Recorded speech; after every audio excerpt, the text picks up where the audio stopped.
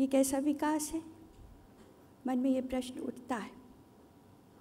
तो आज तो हमारी जो दिल्ली है, जो इस देश की राजधानी है, एक काला साया उसके ऊपर है, जिसके नीचे वो आक्रांत है। और इस समय बहुत सी हमारी माएँ, हमारी बहनें, हमारी बच्चियाँ सड़क पर निकल आई हैं।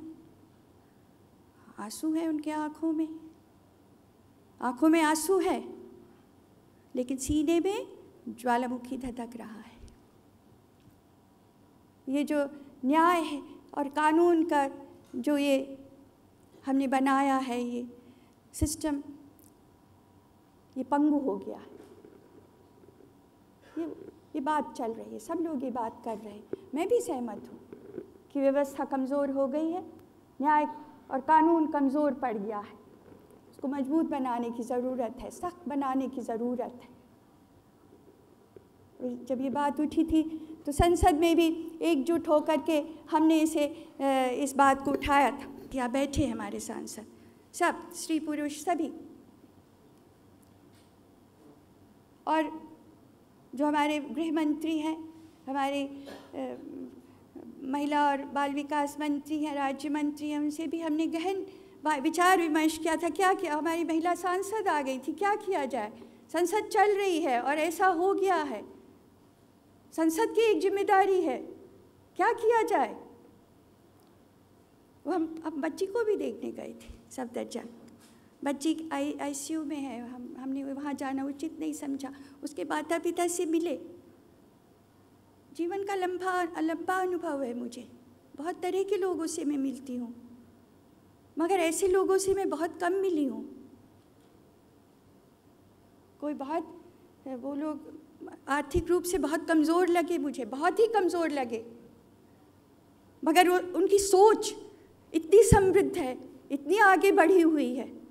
मैंने देखा है कि लोग अपने खेत बेच देते हैं लड़कों को पढ़ाने के लिए, या अपनी बेटी के विवाह के लिए दहेज तैयार करने के लिए। मैंने बहुत कम देखा है कि अगर किसी के पास छोटा सा खेत है और वो आर्थिक रूप से पूरी तरह विपन्न है, उसने अपना खेत बेच दिया अपनी लड़की को डॉक्टर बनाने के लिए। ऐसा मैंने बहुत कम देखा है। और मैंने देखा है कि जब बहुत ज़्यादा दबाव पड़े तो लोग संयम खो देते हैं, उनकी भाषा पर उनको संयम नहीं रहता। शब्दों का प्रयोग कैसे करना चाहिए, चयन कैसे करना चाहिए, वो भूल जाते हैं, गलत शब्दों का चयन करने लगते हैं, गुस्सा का इजहार करने लगते हैं। मैंने नहीं देखा ये सब। इतना संयम, बहुत आंतरिक शक्ति हो तभी आता है। तो हमारे देश में ऐसे लोग हैं।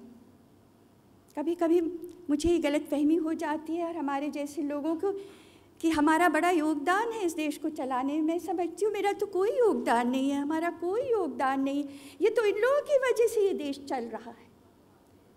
ऐसे लोग अगर हमारे देश में हैं जिनके पास, अगर आप देखिए तो कुछ भी नहीं है, और अगर आप उनसे मिलिए तो आपको लगेगा कि इनके पास कितना कुछ है।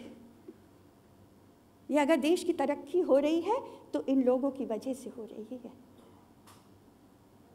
वो लोग लगे हुए हैं यहाँ, ईंट के पत्थर की तरह लगे हुए हैं। तो मैं यही कहना चाहती हूँ कि कानून बन जाएगा, व्यवस्था मजबूत हो जाएगी, लेकिन फिर भी कुछ होगा नहीं, क्योंकि जो हमारा समाज है उसमें अधिकांश ऐसे परिवार हैं जहाँ कन्या भ्रूण हत्या कर दी जाती है। अधिकांश ऐसे परिवार हैं जहाँ आज भी लड़के और लड़की के बीच में बहुत भयंकर भेदभाव किया जाता है, जहाँ ऑनर किलिंग की जाती है,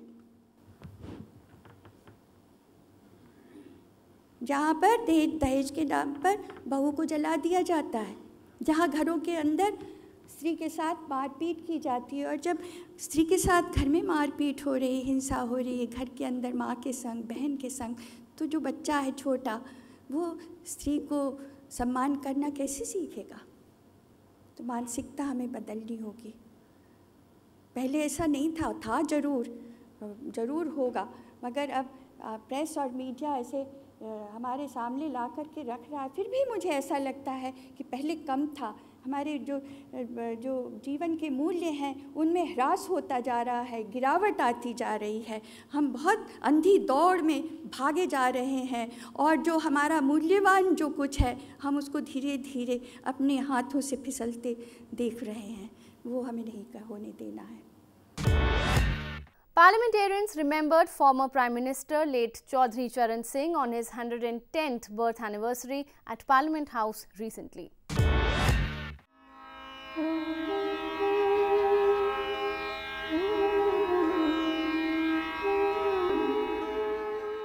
The chairman of BJP Parliamentary Party, Shri L.K. Advani, the Union Minister for Civil Aviation, Shri Ajit Singh, the Minister of State for Parliamentary Affairs and Planning, Shri Rajiv Shukla, and other dignitaries paid floral tributes at the portrait of the former Prime Minister, late Chaudhry Charan Singh. The portrait of Chaudhry Charan Singh was unveiled by the then President of India, Dr. Shankar Dayal Sharma, in the Central Hall of Parliament on 23rd December 1993. That's all we had time for in this edition of Roving Camera. Many thanks for watching. Goodbye.